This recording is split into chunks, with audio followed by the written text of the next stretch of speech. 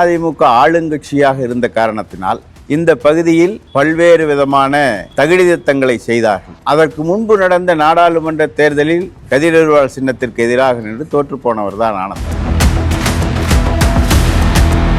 கம்யூனிஸ்டுகள் பணத்துக்காக சமரசம் செய்கிறாங்க பல இடங்கள்ல அப்படின்ற ஒரு விவகாரம். சமரசமா? இது எல்லாமே ஒரு வியூகம் தானே. இந்த தொகுதியில நின்னா வெற்றி பெறலாம் அப்படின்னா இந்த தொகுதியில நிக்கிறதுக்கு தானே விரும்புவாங்க எல்லாரும். அப்படி இல்லை. அவர் அங்க பல்லடம் தொகுதிக்கு சென்றால் பொதுமக்களே உள்ளே விடமாட்டாங்க. பனியன் தொழில் மிகப்பெரிய நெருக்கடியை சிக்கி தவிக்கிறது.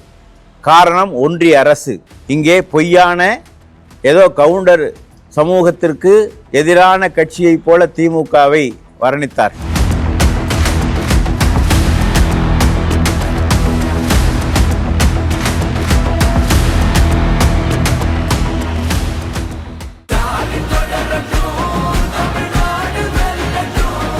முன்னணி market எக்ஸ்பர்ட்ஸுடன் enrich money investor awareness conclave April 25. டிக்கெட்டை இன்றே புக் செய்யுங்கள். தி டிபேட் நேயர்களுக்கு வணக்கம். இன்றைய சிறப்பு நேர்காணலில் நம்மோடு இணைந்திருப்பவர் திருப்பூர் வடக்கு சட்டமன்ற தொகுதியினுடைய சிபிஐ வேட்பாளர் திருமிகு ரவி அவர்கள் இணைந்திருக்காங்க. வாங்க பேசலாம்.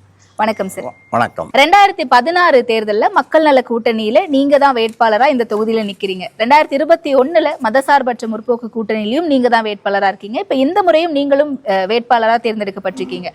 யார் இந்த ரவி? ரவி என்கிற சுப்பிரமணியம் 1984 இந்த தேர்தல் அரசியல் இருக்கிறேன். 1972 நான் இந்திய கம்யூனிஸ்ட் கட்சியில் இருக்கிறேன். ஏதோ தேர்தலுக்காக வந்திருப்பவன் அல்ல, தொடர்ந்து மக்கள் பிரச்சனைக்காக போராடி கொண்டிருப்பவன். இதே திருப்பூரில் பல்வேறு மக்கள் பிரச்சனையை கையில் எடுத்து குறிப்பாக திருப்பூர் பனியன் தொழிலை பாதுகாப்பதற்காக போராடி இருக்கிறேன். நான் திருப்பூரில் மிகப்பெரிய தொழிலாளி வர்க்கம் இருக்கிற இந்த பனியன் ஃபேக்டரி லேபர் யூனியனுடைய துணைத் தலைவராக இருக்கிறேன். இந்திய கம்யூனிஸ்ட் கட்சியினுடைய மாநில துணை செயலாளராக இருக்கிறேன்.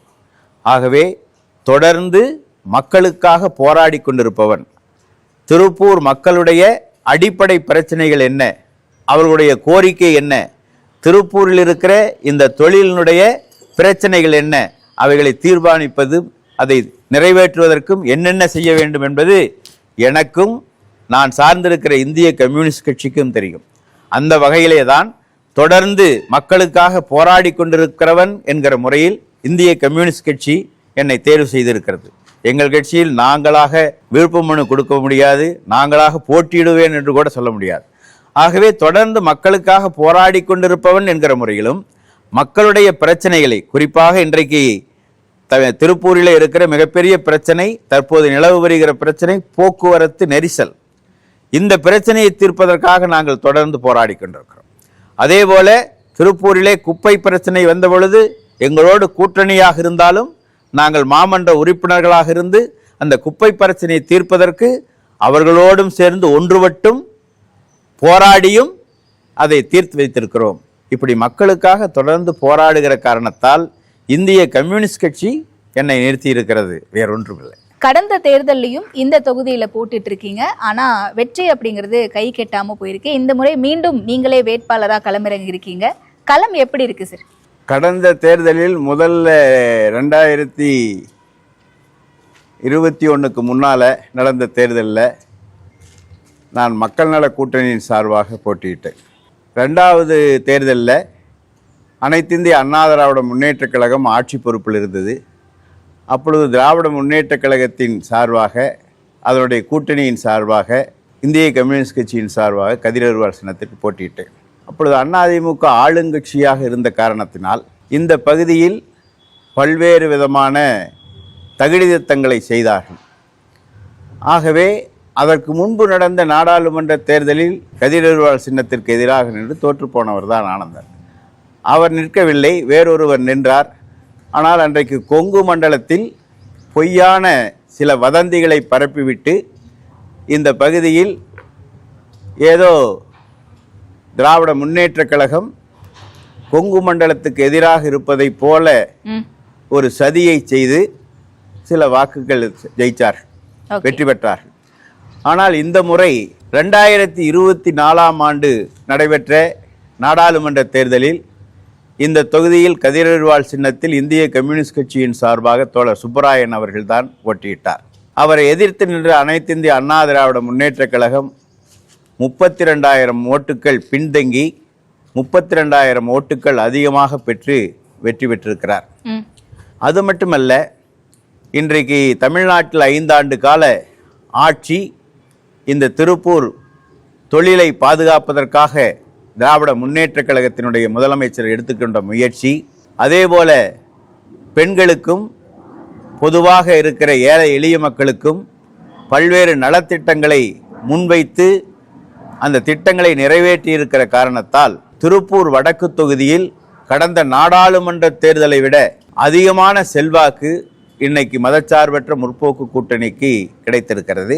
ஆகவே இந்த தேர்தலில் குறைந்தது ஒரு 50,000 வாக்குகள் வித்தியாசத்தில் நான் வெற்றி பெறுவேன் என்று உறுதியாக சொல்ல முடியும்.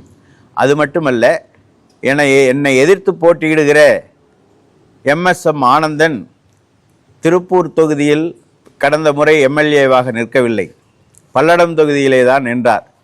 இப்பொழுது பல்லடம் தொகுதியில் நின்றால் வெற்றி பெற முடியாது, தோல்வியடைந்து விடுவோம் என்கிற எண்ணத்தினால் இப்பொழுது வடக்கு தொகுதிக்கு வந்திருக்கிறார். இது எல்லாமே ஒரு வியூகம் தானே. இந்த தொகுதியில நின்னா வெற்றி பெறலாம் அப்படின்னா இந்த தொகுதியில நிக்கிறதுக்கு தானே விரும்புவாங்க எல்லாரும். அப்படி இல்ல, வெற்றி பெறலாம் என்று இல்ல. அவர் அங்க பல்லடம் தொகுதிக்கு சென்றால் பொதுமக்களே உள்ளே விடமாட்டாங்க. அப்படி பல்லடம் தொகுதி மக்களோடு அவர் எந்த விதமான பயணம் செய்யவில்லை. தேர்தலில் வெற்றி பெற்றதற்கு பின்னால் பல்லடம் தொகுதி பக்கமே போகவில்லை. ஆகவே அங்கே போக மறுக்கிறார். ஆனால் இந்த MSM ஆனந்தன் தொடர்ந்து கதிரறிவாள் சின்னத்திற்கு எதிர்த்து நின்று தோற்றுக்கொண்டே இருந்தார். சாதாரணமாக அவர் குடியிருக்கிற மாமன்ற தேர்தலில் கதிரறிவாள் சின்னத்துக்கு எதிராக நின்று டெபாசிட் போனவர். அதற்கு முன்பு நாடாளுமன்ற தேர்தலில் தோழர் சுப்பராயனை எதிர்த்து நின்று தோற்று போனவர், லட்சக்கணக்கான வாக்குகள் வித்தியாசத்தில் தோற்று போனவர். இப்பொழுது இந்த தொகுதியில் யாரும் போட்டி ஓடுவதற்கான ஏற்கனவே இருந்த எம்எல்ஏவோ மற்றவர்களோ போட்டி ஓடுவதற்கு தயாராக இல்லை. ஆகவே ஏதாவது ஒரு வகையில் போட்டி ஓட வேண்டும் என்பதற்காக இங்கு வந்திருக்கிறார். ஆகவே அவர் வெற்றி பெறுவது என்பது நடக்காத காரியம் என்பது அவருக்கே தெரியும். இருந்தாலும் போட்டியிடுகிறார். திராவிட முன்னேற்றக் கழகத்தினுடைய செல்வாக்கும் அதேபோல மதச்சார்பற்ற முற்போக்கு கூட்டணி இன்றைக்கு மகா கூட்டணியாக உருவாகியிருக்கு. அதேபோல தமிழ்நாட்டை வஞ்சித்துக் கொண்டிருக்கிறது ஒன்றிய அரசு. தமிழ்நாடு இன்றைக்கு இந்தியாவிலேயே முதன்மை மாநிலமாக இருக்கிறது. பொருளாதாரத்தில் எடுத்துக்கொண்டாலும் தொழில் வளர்ச்சியில் எடுத்துக்கொண்டாலும் ஏன் அமைதி பூங்காவாக இருக்கிறது. அமைதி பூங்காவாக இருக்கிற காரணத்தினால்தான் இந்த தமிழ்நாட்டில் தொழில் வளர்ச்சி, பொருளாதார வளர்ச்சி. ஆனால் இந்த தொழில் வளர்ச்சியிலும் பொருளாதார வளர்ச்சியிலும் ஏற்படுகிற பலன், அதிலிருந்து செலுத்துகிற ஒன்றிய அரசுக்கு செலுத்துகிற வரி வருவாயில் மிக குறைந்த அளவுக்கு நமக்கு ஒதுக்குகிறார். பல்வேறு நலத்திட்டங்களுக்கு நிதியே ஒதுக்காமல் தமிழ்நாட்டை வஞ்சிக்கிறது ஒன்றிய அரசு. அப்படி வஞ்சிக்கிற ஒன்றிய அரசோடு இன்றைக்கு அனைத்திந்திய அண்ணா திராவிட முன்னேற்றக் கழகம் சேர்ந்திருப்பதை மக்கள் விரும்பவில்லை.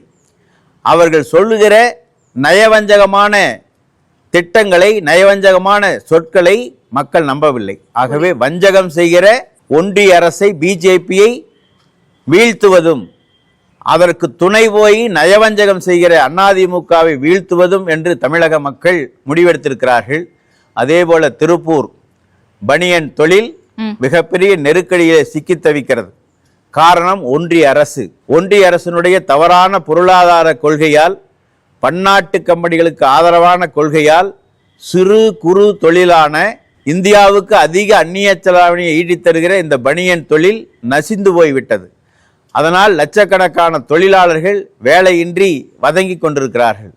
இந்த காரணத்தினாலும் மத்திய அரசுக்கு, ஒன்றிய அரசுக்கு, பிஜேபிக்கு பாடம் புகட்ட வேண்டும். அதற்கு துணை போகிற நயவஞ்சகம் செய்கிற அதிமுகவை தோற்கடிக்க வேண்டும் என்று மக்கள் தெளிவாக இருக்கிறார்கள். ஆகவே இந்த முறை மதச்சார்பற்ற முற்போக்கு கூட்டணி, திராவிட முன்னேற்ற கழக தலைமையிலான இந்த கூட்டணி தமிழ்நாடு முழுவதும் அமோகமாக வெற்றி பெறும். மீண்டும் நம்முடைய மதிப்பிற்குரிய தளபதி ஸ்டாலின் அவர்கள் முதலமைச்சராக வர இருக்கிறார். ஆகவே திருப்பூர் வடக்கு தொகுதியில் நான் கதிரறிவாள் சின்னத்திலே வெற்றி பெறுவது உறுதி என்பதை இந்த நேரத்திலே தெரிவித்துக் கொள்கிறேன். ஓகே, முதல்ல அதிமுகவினுடைய கோட்டையா தான் இருக்கு இந்த திருப்பூர் வடக்கு தொகுதி அப்படின்ற ஒரு விஷயம் சொல்லப்படுதுல்ல சார். 2011 தான் இந்த தொகுதியை அறிமுகப்படுத்தி இருக்காங்க. 2011, 16, 21 அப்படின்ட்டு 3 தேர்தல்களையுமே அதிமுக தான் வெற்றி பெற்றிருக்காங்க. இப்ப இந்த இடத்துல உங்களுக்கான ஒரு போட்டி கடுமையா தானே இருக்கும்? இல்ல, கடுமை என்பது இல்ல. 2021 இருந்தது. அதுக்கு தான் நான் அதற்கான காரணத்தை சொன்னேன். இங்கே பொய்யான ஏதோ கவுண்டர் சமூகத்திற்கு எதிரான கட்சியைப் போல திமுகவை வர்ணித்தார்கள். பொய்யான ஒரு நிகழ்ச்சியை வெளியிட்டு இந்த பகுதியில் கவுண்டர் சமுதாயத்திற்கு எதிராக இருப்பதைப் போலவும், கொங்கு மண்டலம் திமுக கொங்கு மண்டலத்துக்கு எதிராக இருப்பதைப் போலவும் காட்டினார்கள். ஆனால் அது பொய் என நிரூபிக்கப்பட்டதற்கு பின்பு 2024 நடந்த தேர்தலில் 40 தொகுதிகளிலும் வெற்றி பெற்றது. கொங்கு மண்டலம் முழுவதுமே திராவிட முன்னேற்ற கழகத்தினுடைய தலைமையிலான அணி வெற்றி பெற்றது. பாராளுமன்ற தேர்தல் வேற, சட்டமன்ற தேர்தல் வேற இல்ல. ஆமா, பாராளுமன்ற தேர்தல்ல நம்ம பிரதமரை தான் தேர்ந்தெடுக்க போறோம். அப்ப அந்த இடத்துல யாரு வேணும் வேணாம் அப்படிங்கறத மக்கள் தெளிவா முடிவெடுத்திருக்காங்க அப்படின்னு உங்க கட்சிக்காரங்க நீங்களே தான் சொல்லிருக்கீங்க. ஆனா இந்த பக்கம் சட்டமன்ற தேர்தல்னு வரும்போது யாரை நம்ம சூஸ் பண்றோம்னு ஒண்ணு இருக்கு. இப்பொழுது நடக்கிற சட்டமன்ற தேர்தல் என்பது தமிழ்நாட்டிற்கான தேர்தல் அல்ல. இந்த தேர்தல் தமிழ்நாட்டுக்கும் டெல்லிக்கும் இடையே நடைபெறுகிற தேர்தல். இந்த தேர்தலில் நான் ஏற்கனவே சொன்னதைப் போல தமிழ்நாட்டை வஞ்சித்துக் கொண்டிருக்கிற ஒன்றிய பிஜேபி அரசுக்கு ஆதரவாக அதற்கு துணை போகிற நயவஞ்சகம் செய்கிற அதிமுகவை ஏற்க மாட்டார்கள். 2021 அவர்கள் ஆளுங்கட்சியாக இருந்தார்கள். ஆகவே அதிகாரத்தை துஷ்பிரயோகம் செய்து பொய்யான பிரச்சாரத்தை செய்து அவர்கள் மக்களை ஏமாற்றினார்கள். அது மட்டுமல்ல, அந்த தேர்தலில் எங்களோடு இப்பொழுது கூட்டணியாக இருக்கிற கமலஹாசன் தனியாக நின்று 22,000 வாக்குகள் பெற்றார். எங்களோடு இப்போ கூட்டணியாக இருக்கிற தேமுதிக பல ஆயிரம் வாக்குகளை பெற்றது. இப்படி பல கட்சிகள் பிரிந்திருந்தது. இன்றைக்கு அவர்களோடு இருந்த கட்சிகள் அனைத்தும் மதச்சார்பற்ற திராவிட முன்னேற்ற கழக தலைமையிலான இந்த அணியில் சேர்ந்திருக்கிறார்கள். ஆகவே அவைகளையெல்லாம் கூட்டி பார்த்தால் அவர்கள் ஏற்கனவே வாங்கிய வாக்குகள் எல்லாம் கழிந்து போய்விடும். இப்பொழுது நம்மளுக்கு வெற்றி பிரகாசமாக இருக்கிறது. வடக்கு தொகுதியில் கதிரறிவாள் சின்னத்தில் நான் உறுதியாக வெற்றி பெறுவேன் என்று சொல்லி. கம்யூனிஸ்டுகள் பணத்துக்காக சமரசம் செய்கிறாங்க பல இடங்கள்ல அப்படின்ற ஒரு விவகாரம். சமரசமா? என்றுமே கிடையாது. கம்யூனிஸ்டுகள் என்னைக்கு சமரசம் செய்து கிடையாது. நாங்கள் இந்த கேடுகட்ட முதலாளித்துவத்துக்கு எதிராக தொடர்ந்து போராடி வருபவர்கள். உலகம் முழுவதும் நாங்கள் ஏதோ திருப்பூரிலோ அல்லது தமிழ்நாட்டிலோ அல்லது இந்தியாவிலோ இருப்பவர்கள் அல்ல, உலகம் முழுவதும் இருப்பவர்கள். சமரசமே செய்து கொள்ள மாட்டோம். உலகத்திலே பல உதாரணங்களை சொல்லலாம். இங்கேயும் நம்முடைய கூட்டணி கட்சியாக இருக்கிற திராவிட முன்னேற்ற கழகம் ஆட்சி பொறுப்பில் இருக்கிற பொழுது அவர்களை அறிந்தோ அறியாமலோ தொழிலாளி வர்க்கத்தினுடைய உரிமையான 8 மணி நேர வேலையை பன்னாட்டு கம்பெனிகளுடைய நிர்பந்தத்தின் காரணமாக 12 மணி நேரம் என்று உருவாக்கிய பொழுது நாங்கள் 4 பேர் தான் சட்டமன்றத்தில் உறுதியாக எதிர்த்தோம். அதை ஏற்றுக்கொண்டு முதலமைச்சர் உடனடியாக அதை வாபஸ் பெற்றுக்கொண்டார். தொழிலாளி வர்க்கத்தினுடைய உரிமையை பாதுகாப்பதில் நாங்கள் என்றைக்கும் சமரசம் செய்து கொள்ள மாட்டோம். ஆனால் இன்றைக்கு இந்தியாவிலே இருப்பது மிகப்பெரிய பாசிசம். இந்த நாட்டினுடைய இறையை பாம்பு விளங்குவதை போல இறையாண்மையை மிக கேடுகட்ட பிஜேபி கேள்விக்குறியாக்கி இருக்கிறது. இந்த நாட்டினுடைய பண்பாடு ஒரு மதச்சார்பின்மையை தூக்கி பிடித்த காரணத்தால் தான் மகாத்மா காந்தி சுட்டுக் கொல்லப்பட்டார்.